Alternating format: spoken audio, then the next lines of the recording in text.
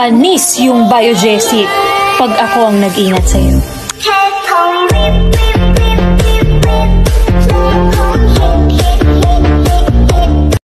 Sa una lang sabik, sa una lang interesado, sa una lang malambing.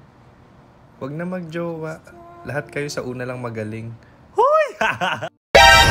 Yung may nag-friend request sa'yo, tapos in love na agad. What? Ano yun? Love at first confirm? Tapos isang beses ka lang nakachat, mahal na agad? Ano yun? Love at first chat? Sasabihin pa, hindi siya tumitingin sa itsura. Talaga ba? Bakit? Kung mukhang tuko ba ako sa profile picture ko, mag-friend request ka pa ba sa akin at mag-chat-chat? Oh yes! Pag maganda at sexy sa profile at hindi naman pala ganun sa personal, hindi na magpaparamdam. Kulang na lang i-block ka. Dami talagang siraulo sa social media, no? Oh yes! Karamihan dyan, yung mas pamit pa. Alam mo, darating yung panahon na magsasawa ka sa isang tao. At sa panahong yun, kailangan umili. Ang umalis o ang manatili. Pero gusto ko lang sabihin sa'yo na maraming relasyon na nagtatagal hindi dahil sa masaya lang sila palagi, hindi dahil sa wala silang problema, at hindi dahil sa mahal lang nila yung isa't isa araw-araw. Kung hindi, dahil sa pinipili nila yung isa't isa araw-araw. Dahil sa pinipili nilang manatili kaysa isipin yung mga pagkakamali. Tandaan mo, ang taong totoong nagmamahal ay yung taong pipiliin ka ng matagal. Dahil alam niyang mas importante ka kesa sa mga problemang meron kayong dalawa. Kung nai-stress ka ngayon, may tanong ako para sa'yo. Bakit ini-stress mo yung sarili mo sa isang tao na hindi mo lang tinatanong kung okay ka? Pag-isipan mo ng mabuti yan. Ayo lang kaibigan, hindi pwedeng palagi kang mabait, hindi pwedeng palagi kang nakikisama, hindi pwedeng palagi kang nagbibigay, hindi pwedeng palaging ikaw ang nagpapakumbaba. Dapat alam mo kung kailan ka ginagamit, dapat alam mo kung kailan ka tinitake advantage, dapat alam mo kung kailan ka tinutake for granted, at alam mo dapat kung kailan ka dapat dumistansya. Mabait na sa kung mabait, pero kadalasan sa mababait, inaabuso. Kadalasan sa mababait, binabaliwala, at kadalasan sa mababait, tinuturing na parang wala. Hindi naman masamang maging mabait, pero dapat alam mo kung kailan ka magiging mabait at kung kailan ka didistansya para yung pagiging mabait at mabuti mo sa kanila, hindi nila maabuso. Pagpaning kamot og imo, ayaw pang hilabot sa uban. Dili pagyud ka makontento, problema sa uban hilabtan. Masakit ang imong dughan kung sa tanaw ikaw nalabuan. Pag-asenso sa silingan, imo pang kasuyaan.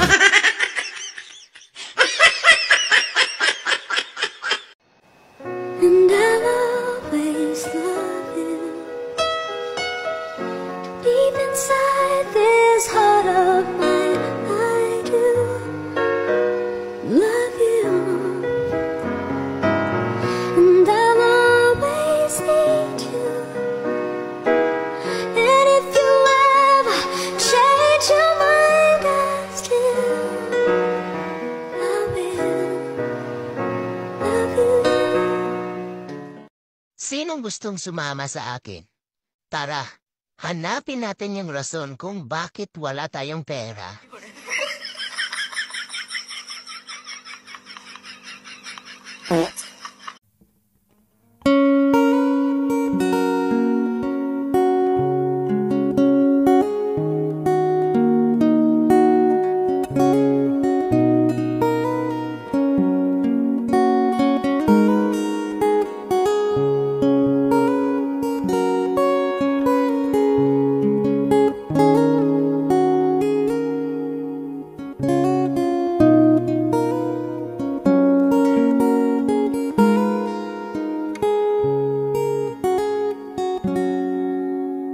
Kung hindi talaga ako yung gusto mo, pwede ba wag ka na magpakita ng motibo? Layuan mo na lang ako.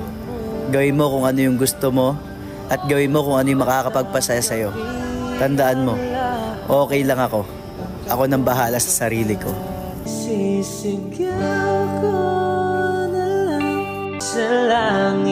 Never stop being a good person, regardless of how they treated you.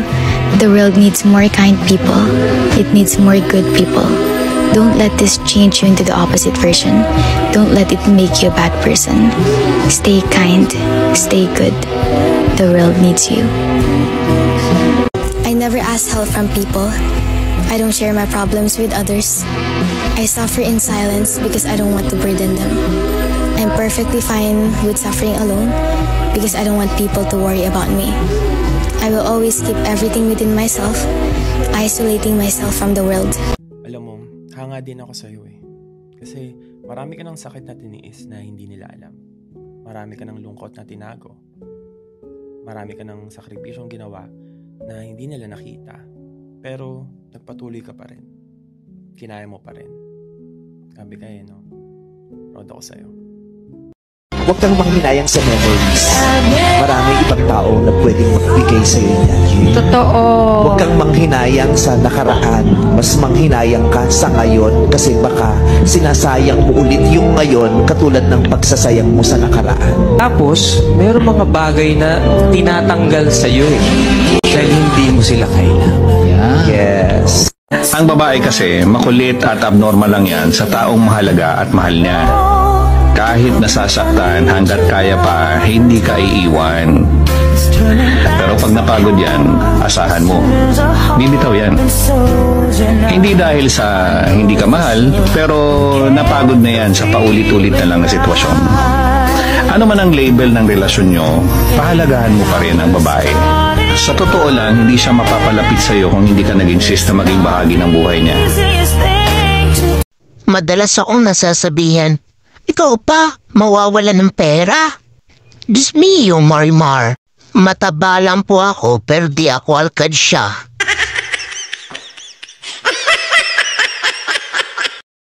Dear Sahod, bakit ka ganyan?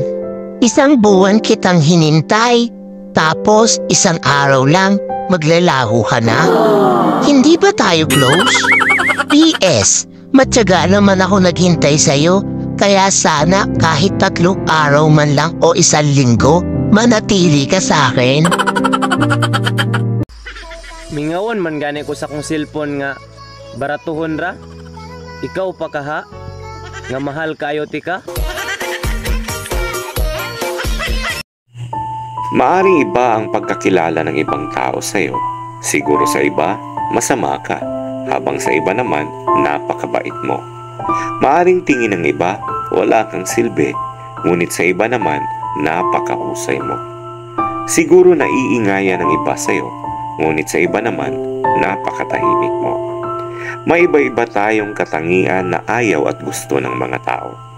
Pero ayos lang yon. Ang importante, mahal mo ang sarili mo. Good morning. Naghahanap po ako ng mauutangan. Yung nahihiya po sanang maningil.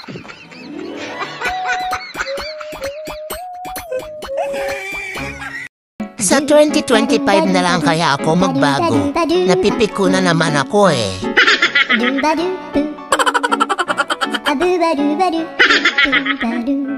Piliin mo yung palagi kang bibigyan ng peace of mind at hindi ka hahayaang mag-overthink buong araw. Yung hindi ka bibigyan ng stress at hindi bibigyan ng pampalubag loob na consistent lies, kundi bibigyan ka lagi ng inner peace. Yung hindi ka gagawing option, yung mahal ka dahil mahal ka at hindi dahil kailangan ka lang. Piliin mo yung marunong makontento sa isa. Piliin mo yung hindi kailangang bantayan kahit hindi mo kasama. Piliin mo yung partner na worth it ng nag-iisang buhay mo.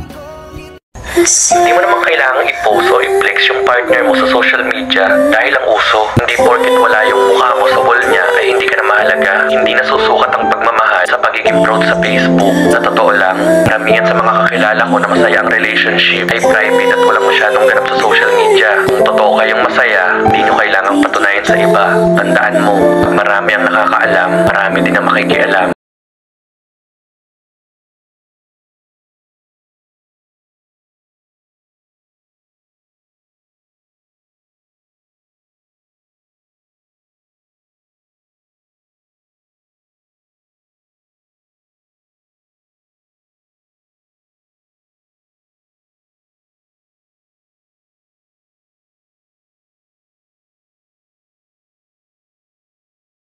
ayaw na ng isang tao sa atin, wala na talaga tayong magagawa. Ma-appreciate niya rin yung worth mo kapag wala ka na. Kasi minsan kapag nag-let go ka na, tsaka ka lang ma-appreciate ng tao, hindi ka talaga ma-appreciate kung lagi kang nandiyan nakasalo sa kanya. Pero try mong mawala sa kanya. Mai-compare niya kung sino ka versus dun sa mga ibang mga barkada niya. Darating ang panahon na makakasama mo yung isang tao na kaya kang pahalagahan. Kayang makita yung worth mo, kayang makita yung halaga mo.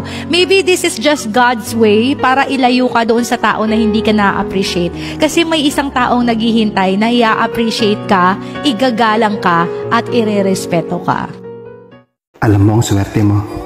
Pag palaging may nag-a-love you sa'yo, palaging may nag-a-update sa'yo. Yung tipong kukulitin ka palagi. Yung tipong nagagalit kasi laging may nag-aalala sa'yo. Hindi magsasawang sabihin sa'yo na kumain ka na ba. Hindi naghahanap ng ibang kachat habang natutulog ka pa. That someone na uubusin na lang yung time kaka-stroll instead na makipag-chat o makipag-flirting sa ibang tao. Ang swerte mo kapag may ganyan kang partner. Alam nating lahat na mahirap ang buhay. Pero para makaya natin yung mga problemang dumarating, isipin na lang natin na ang buhay parang libro na tayo yung sumusulat.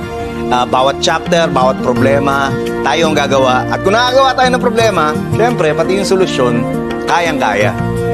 Tayo yung mamimili kung ano yung gusto nating storya. Nasa atin din kung gusto natin na ang ending malungkot